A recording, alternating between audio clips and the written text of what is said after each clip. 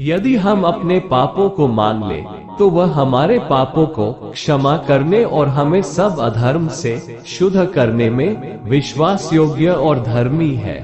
मुझे मेरे पापों से शुद्ध करो और मैं शुद्ध हो जाऊंगा।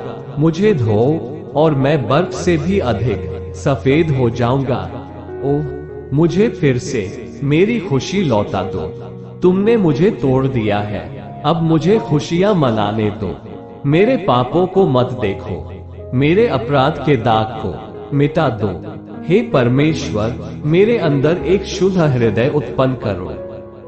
मेरे भीतर एक वफादार आत्मा को नवीनीकृत करो, क्योंकि मैं उनकी दुष्टता को क्षमा करूंगा और उनके पापों को फिर स्मरण न करूंगा।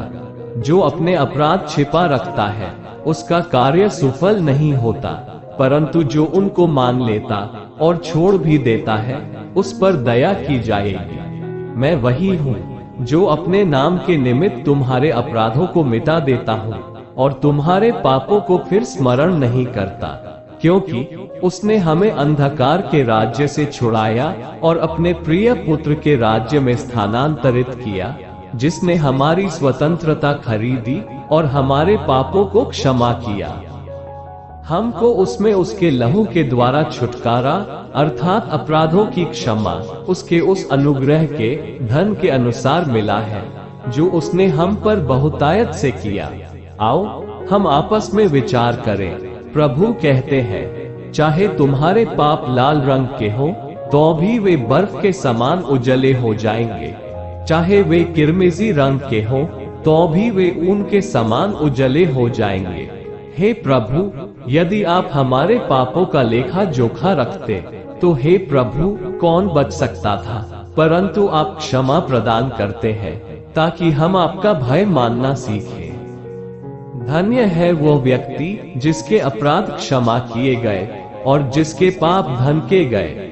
यद्यपि हम अपने पापों से दबे हुए हैं तो भी तू उन सबको क्षमा करता है, क्योंकि हे यहोवा तू भला और क्षमा करने वाला है और जितने तुझे पुकारते हैं उन सबों के लिए तू अति करुणामय और दयावान है, क्योंकि उसके डरवैयों के प्रति उसकी करुणा पृथ्वी के ऊपर आकाश की ऊंचाई के समान महान है।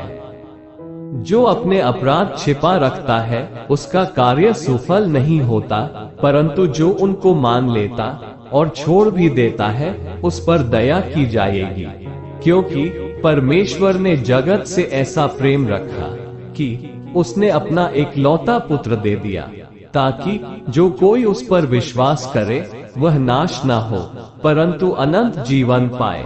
क्योंकि परमेश्वर ने अपने पुत्र को जगत में इसलिए नहीं भेजा कि जगत की निंदा करे, परंतु इसलिए कि जगत उसके द्वारा उद्धार पाए।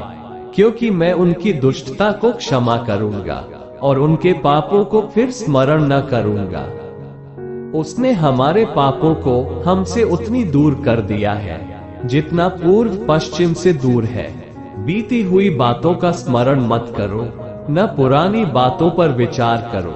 देखो, मैं एक नई बात करता हूँ, वह अभी प्रकट होती है, क्या तुम उसे नहीं समझते? मैं जंगल में मार्ग बनाऊंगा और निर्जल देश में नदियां बहाऊंगा।